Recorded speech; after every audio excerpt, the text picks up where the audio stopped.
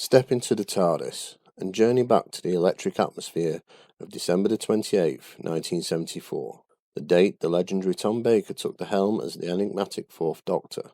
Little did the universe know, this was the genesis of a 7-year odyssey, a whirlwind of time-travelling adventures that would etch his name into the very fabric of the show's fanbase. But what made Tom Baker's portrayal of the Doctor so mesmerising? Was it the gripping tales woven throughout his tenure? Or did he infuse the character with an infallible essence that transcended mere storytelling? Join us as we embark on a journey through Season 12, a pivotal moment in the Doctor Who saga, to unravel the mystique of the importance of being Tom Baker. Season 11 would be John Pertwee's fifth and final as the Doctor, a decision in part motivated by the death of the master actor Roger Delgado and the departure of Jo Grant actress Katie Manning a year previously, as well as the announcement of producer Barry Letts and script editor Terence Dicks also moving on. The hunt was on for the next actor to become the Fourth Doctor. The production team originally wanted to go with an older actor, with Jeffrey Bayldon, better known for his appearances in Catweasel, and Michael Bentine, once part of the comedy team The Goons, all under consideration. Neither option came to fruition, however, and eventually Tom Baker was recommended by BBC head of serials Bill Slater, who had directed Baker in the play of the month story The Millionairess, opposite Dame Maggie Smith. Tom Baker, so far, had a checkered career, initially on stage and then into television and then film, mostly playing bit parts or guest roles. At the point of him being announced as the new Doctor to the press, Baker was struggling for acting work and had taken on a job working on a construction site, leading him to be dubbed Boiler Suit Tom. Unlike his predecessors, Tom Baker wasn't a recognisable household name at the time, but this would allow him to enter the role without any preconceptions based on his previous jobs. Along with Tom Baker joining, Doctor Who would also gain other new additions, primarily 30-year-old producer Philip Hinchcliffe and Robert Holmes, who had written for the show since 1968, being promoted to the role of script editor. With the initial conception of the Fourth Doctor being an older-looking character, the production team leaned on the idea of a younger male character being introduced as a companion in order to handle the action scenes, akin to Ian Chesterton's partnership with the First Doctor. Despite Baker's appointment to the Doctor, the production team still went with the male companion in the form of Harry Sullivan, played by Ian Marter. Completing the companion lineup was Elizabeth Sladen, playing Sarah Jane Smith, who had joined during the Third Doctor's final season. The Fourth Doctor's debut, Robot, serves not only to establish the latest incarnation of the Time Lord, but also as a change of guard of the production team. With Robert Holmes already on board as script editor, Barry Letts would serve as producer for a final time, with Terence Dicks writing a story which is simplistic, and with its contemporary Earth setting, involvement of UNIT, and a human organisation serving as the main antagonist, which is very much in the mould of a Third Doctor story. Terence Dicks recycled some of the ideologies of the Third Doctor's debut story Spearhead from Space in regard to the Doctor's post-regenerative trauma, drifting in and out of spells of consciousness, becoming hospitalised, hiding the key to the TARDIS in his boots, attempting to escape, analysing their new appearance via a mirror, and in particular the erratic behaviour. Most of these now regarded as simple narrative staples for a post-regeneration story. The post-regeneration trauma in this case is a lot briefer than Spearhead from Space, primarily because the erratic behaviour is only toned down for the persona of the Fourth Doctor. His respect for like-minded scientists, mocking of enemies, and compassion for his companions is still there as fundamentals of the character overall. However, Tom Baker adds a spin of erratic nature to the Doctor by injecting a level of humour, energy, and silliness seldom seen with previous incarnations at that point. All this totals to a Doctor who is more alien and therefore thinks higher than pure human interest, which at times he ridicules. Also, this more alien persona has no care for conscious ego and image. This is reflected in the Fourth Doctor's bohemian-like appearance, comprising of a scruffy hat, waistcoat and jacket, and finished off with the now iconic overlong scarf, which came about as an error when the person hired to make the scarf had accidentally used all the wool supplied. Whilst all incarnations of the Doctor have developed their own iconic appearance, the Fourth Doctor is perhaps the first to utilise their costume as an extension of their character, by using the hat and scarf as props, as well as hoarding various trinkets in his coat as a means to give his eccentric behaviour a visual ideology. By the conclusion of Robot, all the fundamental basic principles of the Fourth Doctor are all laid out, as the character expresses his alien and somewhat rebellious nature by leaving unit headquarters in the TARDIS with Harry and Sarah, as they experience 4 more stories set on either alien planets or in the far future. And this in itself is a final act of defiance of the Fourth Doctor compared to his predecessor. Although the Third Doctor had initially been exiled to Earth and failed numerous times to leave, he did eventually get his freedom to roam the universe handed back to him, but at the same time found a comfort and purpose remaining on Earth and treating it like his second home. The Fourth Doctor, however, seizes on the opportunity to leave Earth with his companions at the first attempt, which would in turn bring a new measure of inventiveness with locations not on Earth for the remainder of the 12th season, with the Fourth Doctor's debut seeing Barry Letts and Terence Dicks sign off their tenure. The Philip Hinchcliffe-produced era of Doctor Who properly began with Season 12's second story, The Ark in Space, which was written by script editor Robert Holmes. From the off, there is a clear sense from the story to set the shift in mood and tone away from the John Pertwee era, with the story distancing itself from a contemporary Earth setting and set within the nervous space station, orbiting Earth in the far future. Additionally, the narrative of the insect-like Wirran species using hibernating humans as hosts to populate hints towards the darker horror-themed narratives that this period of Doctor Who would later become associated with. With the foundation characteristics of the Fourth Doctor laid out in Robots, there is a focus of the alien aspect of this incarnation coupled with his relationship with his 2 companions Harry and Sarah. With Sarah, there is a continuation of the warmth between the 2 characters that began when the companion joined the Third Doctor's final season, and while there is still that mutual admirability between the 2, Sarah now tends to become temporarily annoyed about the Fourth Doctor's sometimes childish and alien temperament, which doesn't actually lessen the bond between the 2, but makes it more believable, and ultimately would blossom into one of the most successful Doctor-companion combinations in the show's history. With Harry, although he was introduced in Robot and had an active role in the story, it is the Ark in Space that develops his standing with the Doctor as a companion. As stated earlier on, the creation of the character was based on the original concept of the Fourth Doctor being an older character, and who wasn't able to handle the action scenes. However, with Tom Baker more than capable of handling action scenes, the character of Harry becomes almost redundant before he got going. That's not to say Harry is a bad or poor character, but more the third wheel of the whole Doctor-companion dynamic. Able to carry out physical aspects, and with the character being a medically trained doctor, there is a degree of ability and intelligence about him. The Doctor and Harry spend a lot of time establishing their dynamic in the first half of the Ark in Space, and whereas the Doctor has a close bond and mutual appreciation with Sarah, there initially tends to be a clash with Harry, with his dismissal about the universe beyond his understanding, and his tendency to be a clumsy character despite his intelligence, in particular when he randomly presses buttons that results in locking Sarah out of a room whilst they are running out of oxygen. Despite this, the Doctor still ultimately respects Harry, and he adapts to his new life as a companion. The Ark in Space is one of those stories that highlights the fact that the Doctor is an alien, and as such has differing views of humanity, and our standing in the wider universe. This is best exemplified with his Homo sapiens speech, commenting on the millions of years of humanity that have evolved from learning to walk to taking on journeying throughout the stars.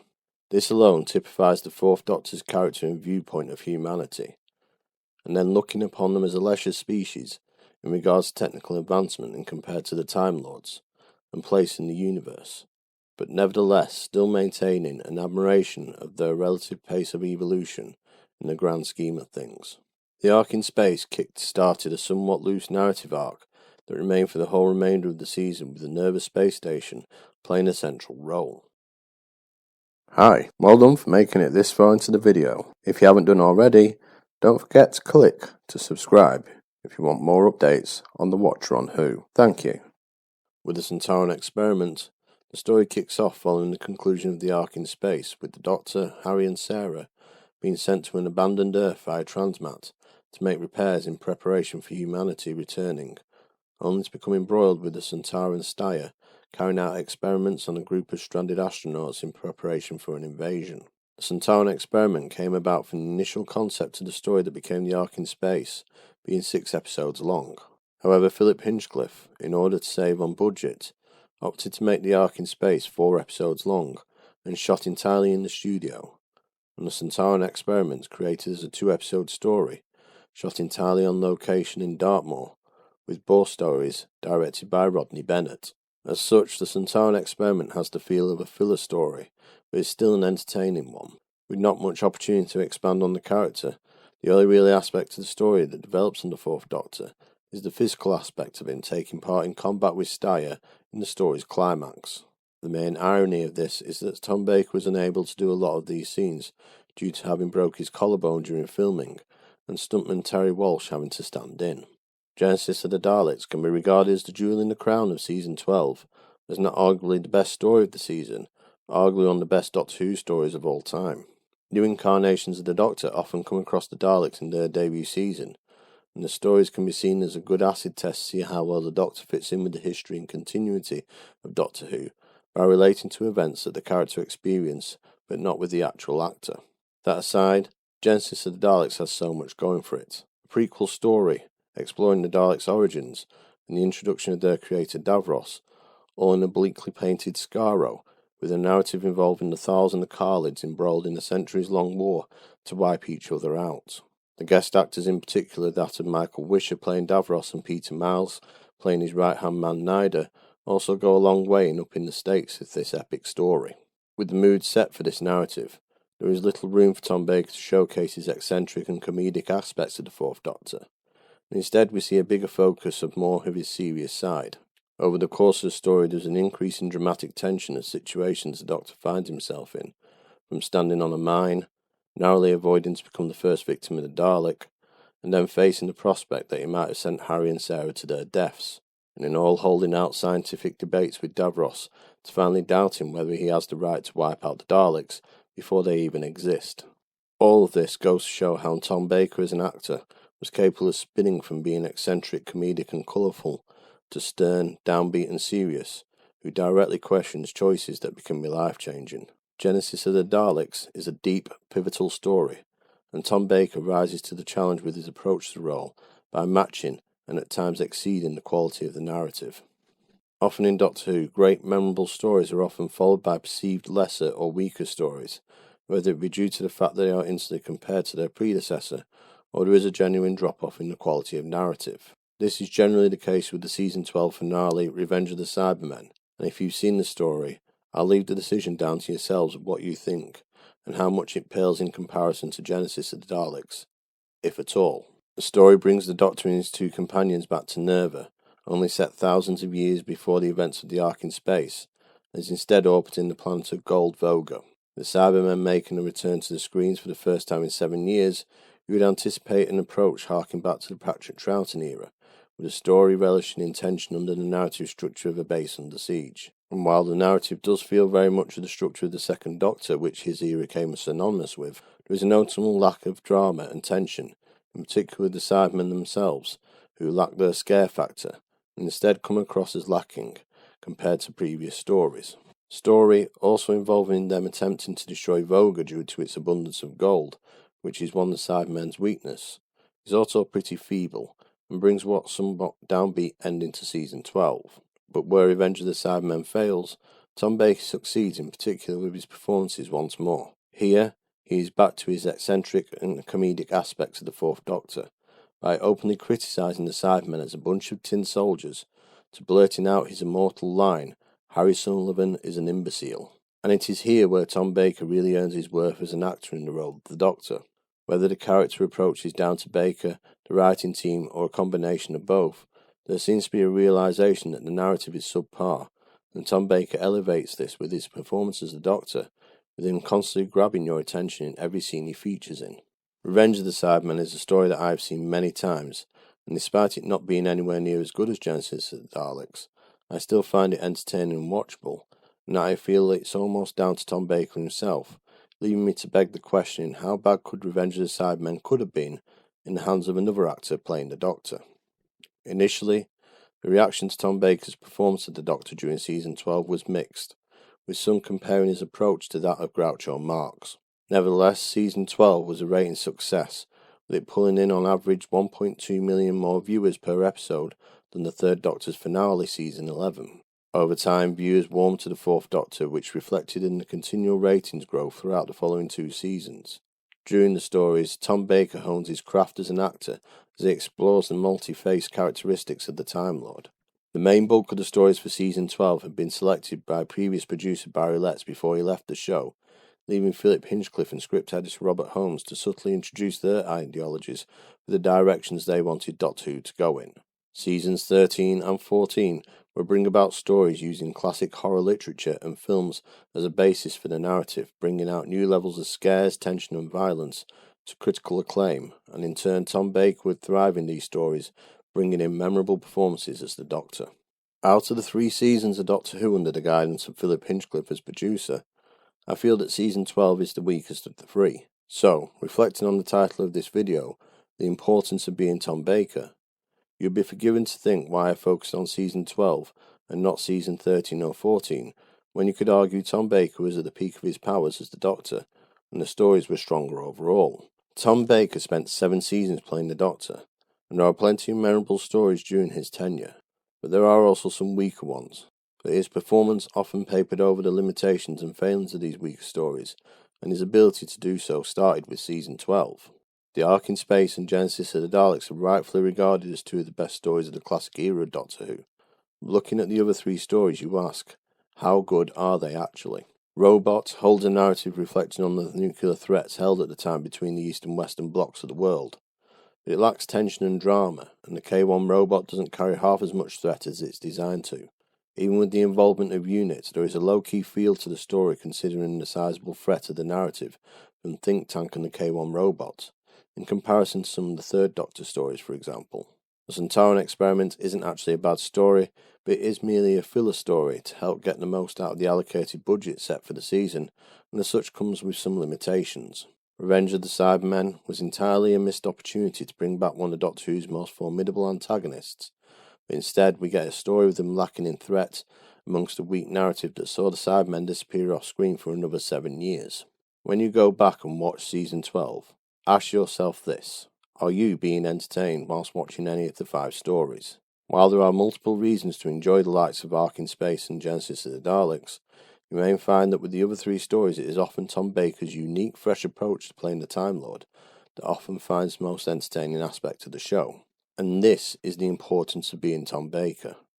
His acting range and prowess, coupled with his determination to throw himself into the role and with his dedication to the success of the show despite the varying qualities and narrative, is what makes him so good at playing the Doctor.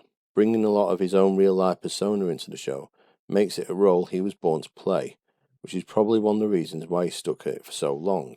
With every story, in particular the weaker ones, his range and dedication help elevate them to the point where you as the audience are drawn away from the perceived lack of budget, poorly written narrative, or over-the-top performances from guest characters, and you are focused fully on Tom Baker being the Doctor. And in the end, maybe that is why after all these years, many fans still regard him as the greatest Doctor of them all.